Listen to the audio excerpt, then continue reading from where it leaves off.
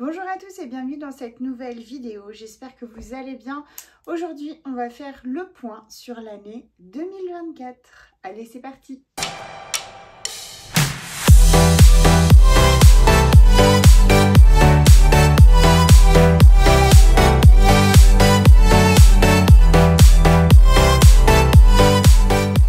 Je suis munie de mon petit cahier là où je prends toutes mes notes. Donc pour commencer cette vidéo, je vais faire le point sur toute cette année 2024 en sous-partie où je vais parler donc de l'élevage, des chevaux, des animaux que vous voyez ici, d'un point de vue perso et de YouTube également. C'est en gros tout mon quotidien et tout ce que j'aborde dans cette chaîne. On va faire des points sur chaque pôle et puis des projets pour chacun de ces pôles si j'en ai. Alors quand je dis projet, ça va pas être... voilà, des grandes pistes, je ne vais pas parler à long terme, ça va être sur cette année 2025, qu'est-ce que j'aimerais que ce soit, qui se passe, voilà, tout simplement. Eh bien écoutez, je tombe sur cette page, le point de vue perso, j'ai fait des notes, donc je vais partir là-dessus en premier, bien que je ne sois pas égocentrique, mais écoutez, je suis tombée là-dessus, donc on part comme ça. J'ai noté 4 petites choses. En gros, eh bien, la première que j'étais toujours aussi déterminée à réussir parce que, eh bien, être avec mes poilus, c'est de toute façon tout ce que j'aime et tout ce que j'ai toujours aimé faire et le milieu dans lequel je me sens le mieux. Donc, je suis toujours déterminée à réussir de vivre de cette passion et réussir à survivre de cette passion. Alors, tout lignée, toute tracée, pourquoi? Parce que eh bien l'élevage, c'est bien plus compliqué, enfin compliqué, non, mais plus difficile à garder le rythme que ce que je ne pensais. En fait, j'avais espéré qu'il y ait des moments un peu de creux, des moments où je pourrais faire autre chose qu'attendre une mise bas, que de répondre à des appels pour des réservations, que... Voilà, je pensais pouvoir avoir en fait des vacances, hein, clairement, au cours de l'année. Alors même si c'est pas des vacances comme tout le monde, vu que tous les jours il faut s'occuper des animaux, mais voilà, des moments un peu de creux où il n'y a pas de bébé, où il n'y en a pas qui sont attendus. Et en fait, je crois que sur toute l'année 2024, il n'y a eu que 15 jours comme ça. Et il y avait encore des bébés qui arrivaient, hein. C'était juste voilà, 15 jours où il y avait 0 bébé, mais avec des mamans gestantes. Donc alors, vous allez dire, mais attendez, elle est stupide ou quoi? Elle veut faire l'élevage et elle se plaint d'avoir des bébés.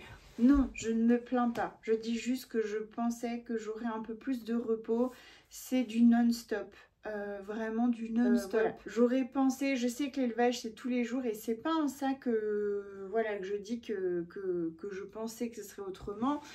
Faire les chiens tous les jours, non-stop, voilà, franchement le rythme est pris et c'est pas quelque chose de... Franchement, voilà, même le week-end, même quand je suis malade, j'arrive toujours à le faire. Mais c'est vrai que je pensais avoir des moments de phase de plus de creux où je pourrais me concentrer sur des choses à côté que j'aime faire. Et là, franchement, c'est pas le cas.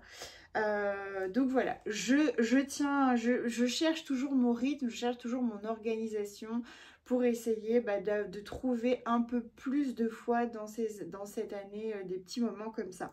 Parce que même si on arrive à partir, quand j'ai des chiots à la maison, quand je dois partir, c'est quand même toute une organisation, tout un stress, etc. C'est vrai que quand il y a que les adultes, c'est quand même plus simple. Et en fait j'ai tout dit.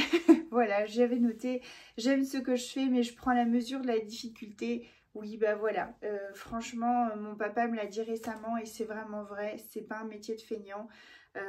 Faut pas s'imaginer avoir des moments où je sais pas, où je peux lire un livre, regarder la télé ou simplement aller me promener dehors. J'ai du mal à trouver ce temps-là et j'aimerais le trouver, voilà. Un peu plus, pas tout le temps, pas toutes les semaines, pas tous les mois, mais une fois de temps en temps. Mes projets perso, eh bien, ce serait vraiment de vivre complètement de l'élevage, de pouvoir voler de mes propres ailes. Et ce sera cette année 2025 qui sera complètement charnière pour ça.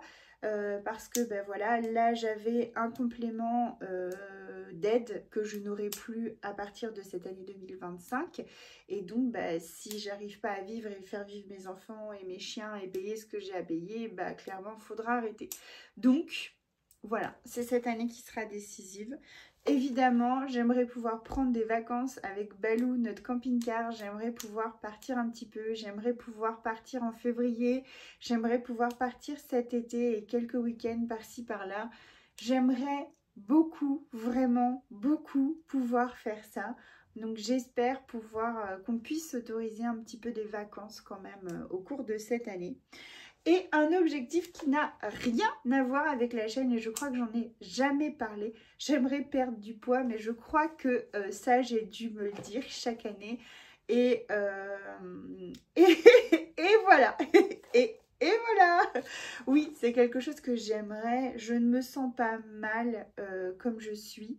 Mais il y a des choses quand on est plus fin qui sont quand même, je pense, beaucoup plus pratiques. Tout de suite, ce qui me vient à l'esprit, c'est monter à cheval, mettre des chaussettes, être plus actif. Il y a des choses que je m'interdis de faire à cause de mon poids. Même les vêtements, je ne mets pas les vêtements que j'aime, je mets des vêtements qui sont à ma taille.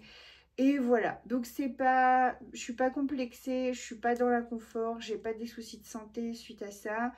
Hormis cette cheville, je pense, qui me fait très souvent souffrir, je pense que ça lui ferait quand même du bien d'avoir un peu de moins de kilos sur ses épaules, hein, même si on parle des chevilles. Voilà, mais j'aimerais perdre du poids. J'ai essayé plein de solutions différentes. J'ai fait du sport, j'ai fait des régimes, j'ai fait plein de choses. Et en fait, je perds, hein, aucun souci. Ça, j'arrive à perdre du poids sans souci.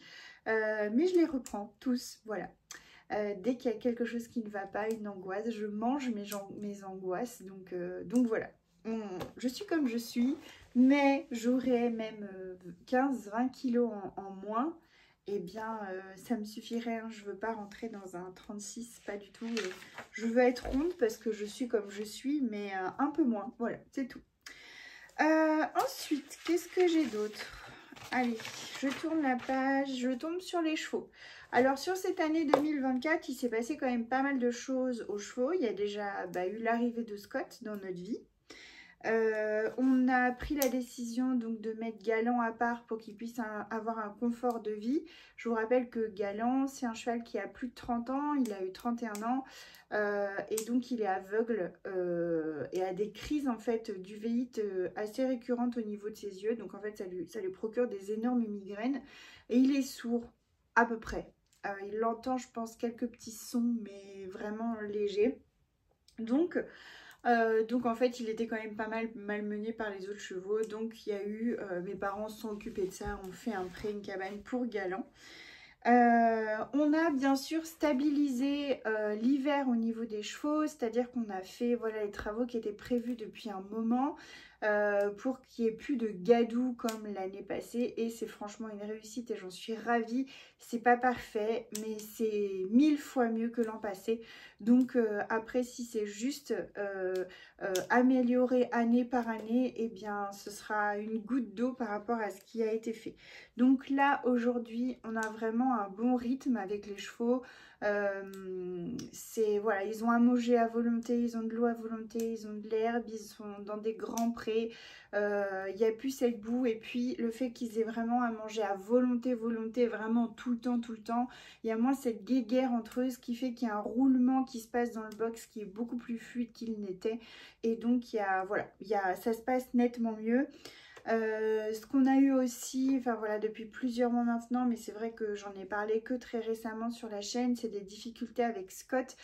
Scott, c'était un cheval donc qui était dans une association avec beaucoup de chevaux autour de lui et qui devait se plier au dominant. Sauf que là, à la maison, c'est lui le dominant. Il a du foin à volonté, il a pris de l'énergie, il a pris du peps et ce qui fait qu'aussi que maintenant le monter devient plus compliqué.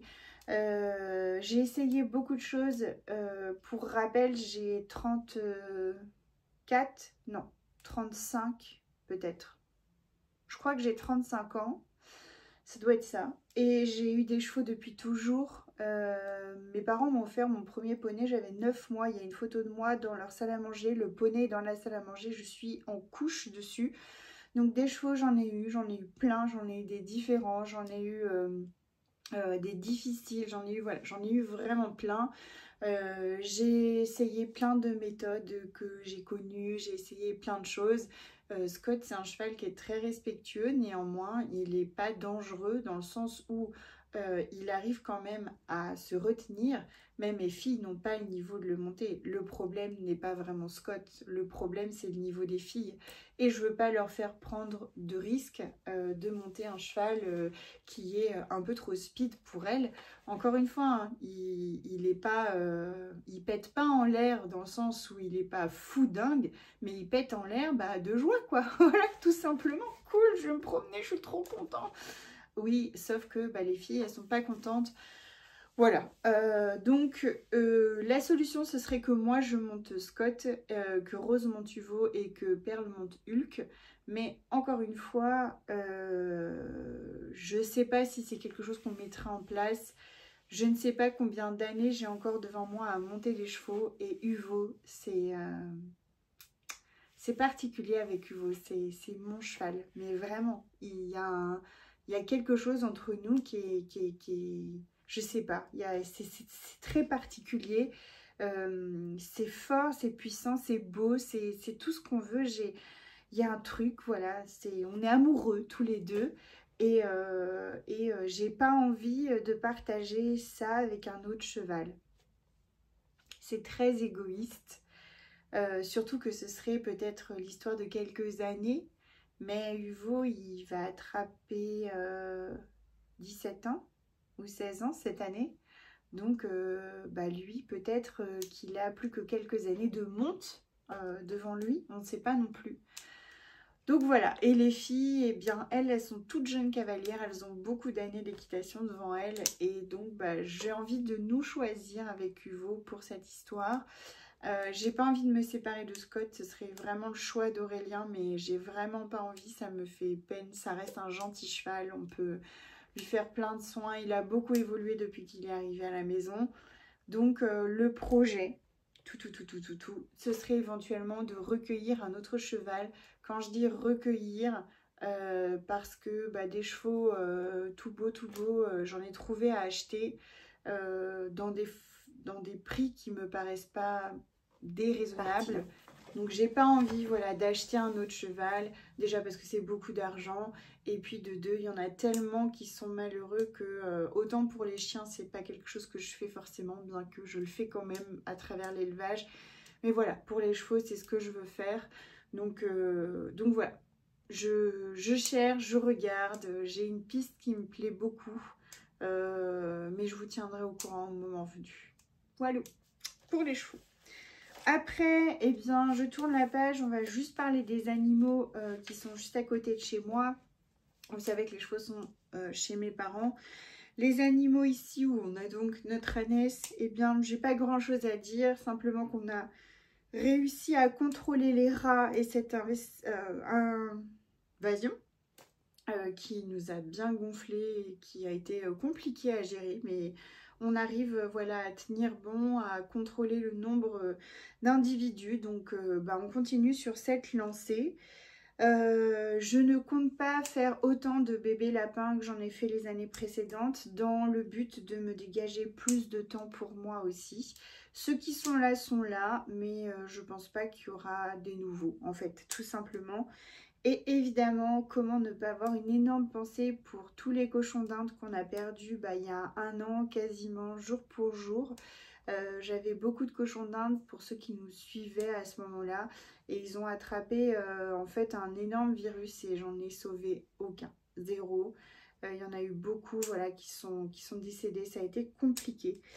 Et évidemment, une énorme pensée pour notre Léon. Voilà, le pré est toujours bien vide sans lui, mais voilà, on continue et voilà, une grosse pensée pour notre Léon, pour notre chef qu'on a perdu. Je n'ai pas de projet pour ces animaux-là, simplement que ça continue comme ça. Voilà, ça roule bien, on a notre rythme de croisière. Je vais passer du coup à la partie élevage. Je pense que c'est peut-être ce que vous attendiez et que j'ai mis énormément de temps à arriver. Alors là, j'ai mis plein de choses en vrac. Donc, je disais, donc nous avons 31 chiens, nous avons 14 cavaliers King Charles et nous avons 17 chihuahuas à la maison. Ce nombre est très bien, je n'en veux pas plus.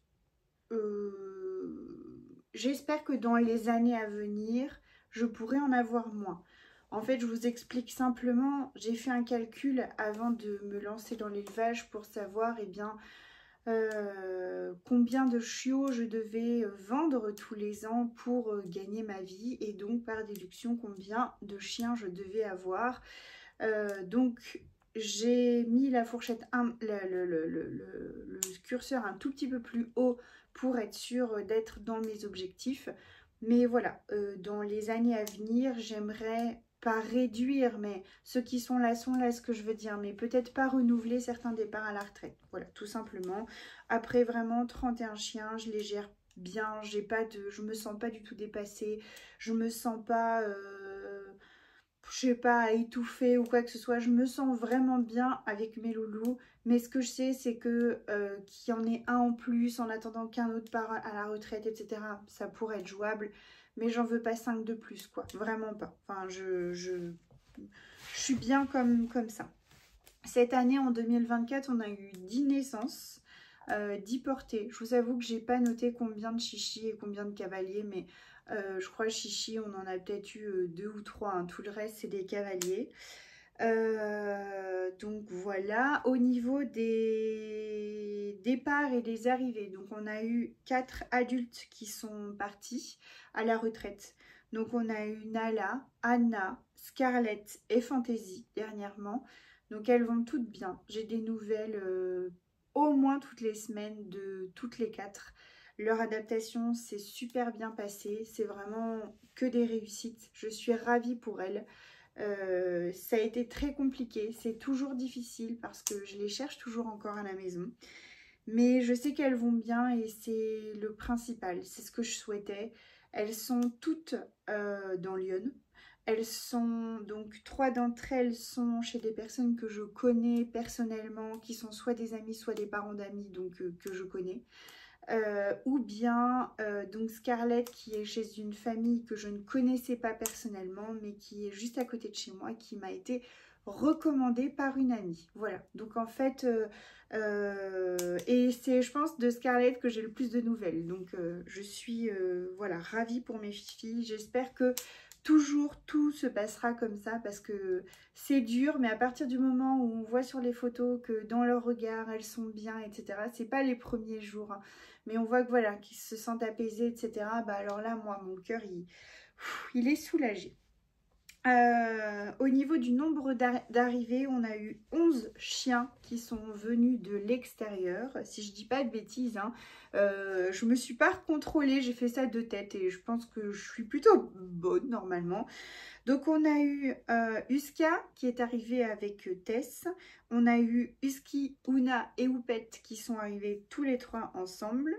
On a eu Velvet et Vita qui sont arrivés aussi ensemble. Takumi et Vaiana qui viennent pas du même endroit mais qui sont arrivés le même jour. Et Arancia et Compo qui viennent du même endroit. Voilà. L'adaptation c'est bien fait pour tous vraiment. C'est des super chiens. Una commence à se détendre, Oupet est détendue. Donc voilà, c'est des réussites. Au niveau des chiots que nous avons gardés, donc il y a Smiley et Utopie. Elles sont nées en 2023, mais au réel, on les a gardées en 2024. Alors voilà, vous pouvez les mettre sur une année ou l'autre. Et nous avons gardé Beauty, donc Very Black Beauty. Et nous avons gardé aussi Violette. Voilà, donc en gros, pour l'année des V, on a gardé 2 filles, une Cavalier King Charles et une Chihuahua. Au niveau des aménagements à la maison, eh bien on a quasiment terminé. Ce que j'aimerais, c'est dans les projets du coup d'avoir un abri dans chacun des parcs. Donc là il y en a un, j'aimerais un autre abri de l'autre côté pour voilà, quand il pleut, quand il vente, quand je suis en train de nettoyer, qu'il faut bien qu'il sorte pour que je puisse nettoyer, etc. J'aimerais un robot nettoyeur pour nettoyer ma pièce de vie, pas les chiens mais ma pièce de vie, parce que j'en ai ras-le-bol de nettoyer les traces de pattes, les poils, etc. Elle le ferait ne serait-ce qu'une fois par jour, que ce que je serais contente. Et bien sûr, le projet pour cette année, ce serait de garder ou d'acheter un mâle pour remplacer Phoenix. Phoenix qui partira du coup à la retraite, je pense, dans l'année prochaine. Donc voilà, ce serait lui trouver un successeur. Et un projet qui serait très compliqué pour moi, mais dont j'ai commencé, je crois, à vous parler plus ou moins. Ce serait donc le placement de Smiley. Mais j'ai pas été jusqu'au bout de mes pensées, j'ai pas été jusqu'au bout de, voilà, de mon idée. Donc pour l'instant, c'est beaucoup trop en réflexion. Je ne suis pas mûre, comme on dit, mais voilà. Et ça, ce serait compliqué de placer un bébé qui est né chez nous. Bon, c'est comme ça. Voilà, donc pour la partie élevage, en termes de chiffres, je vous avoue que j'ai pas, j'ai tenu, je tiens une comptabilité, etc., bien obligée. Mais à aujourd'hui, je ne suis pas bénéficiaire. Je veux dire, il y a eu trop d'investissements, trop d'achats, trop de frais, trop de... Voilà, donc j'ai encore un rythme à trouver au niveau des sous, en fait, clairement. Alors, je vous entends penser en disant oui, mais en moyenne, elle a eu, je sais pas, 1500 € par chiot. Et puis, eh bien, on compte avec le nombre de chiots. Oui, ça fait un gros chiffre d'affaires, je suis d'accord. Ça fait un gros chiffre d'affaires. Mais derrière, bah, il y a eu les achats, les chiens qu'on a gardés. Il y a eu toutes les césariennes, les frais vétérinaires. Il y a eu toutes les échographies cardiaques, tous les tests ADN que je suis en train de faire et de refaire. Enfin voilà, il y a quand même beaucoup de frais. Les frais vétos représentent, je crois, plus de 15 000 € sur une année. Enfin, c'est voilà, c'est fou, hein. Donc le budget croquette, il y a beaucoup de choses. Donc je ne suis pas... je suis bénéficiaire, si, je suis bénéficiaire, mais pas suffisamment pour vivre en fait, tout simplement. Pas suffisamment pour vivre. Donc c'est pour ça que cette année sera charnière.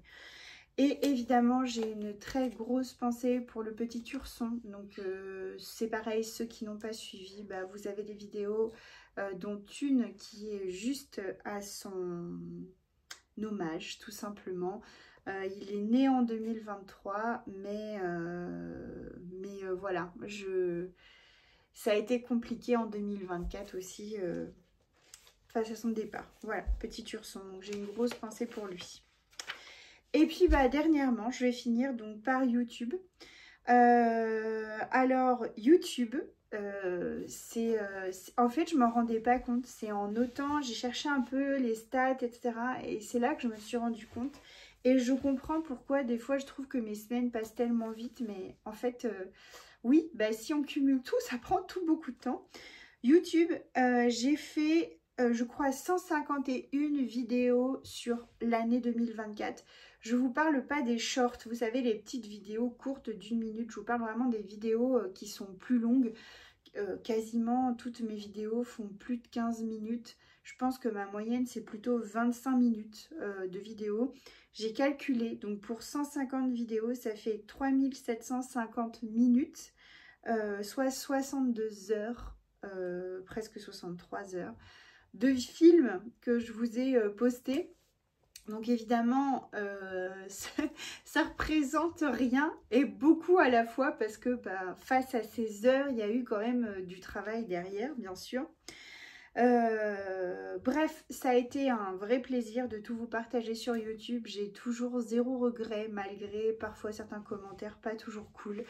Mais franchement, j'ai tellement de bons que cela, c'est une goutte d'eau en fait. Et puis très souvent, et alors ça, je crois que c'est ce que j'aime le plus, quelqu'un qui met une saloperie, il y a tout de suite quelqu'un d'autre qui va lui répondre, alors que moi, j'ai pas besoin de faire quoi que ce soit. Je le fais quelquefois parce que ça me défoule clairement, puis des fois, ça m'amuse.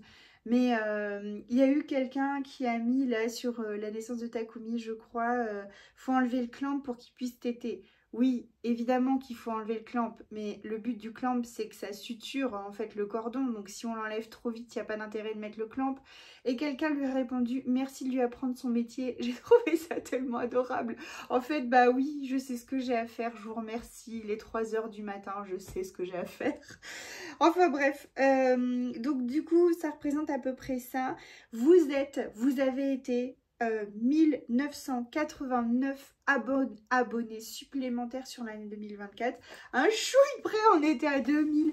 Mais même voilà, si on arrondit 2000 abonnés sur une année, enfin je trouve ça fou que vous puissiez suivre une chaîne qui est bon enfant, qui est simple, mais il n'y a pas de fioritures, pas d'effets, pas de trucs exceptionnels, où clairement je vous parle de caca, je vous parle, vous avez des images de Miss Da qui sont pas toujours heureuses, vous avez, enfin, bref, vous avez tout comme on est.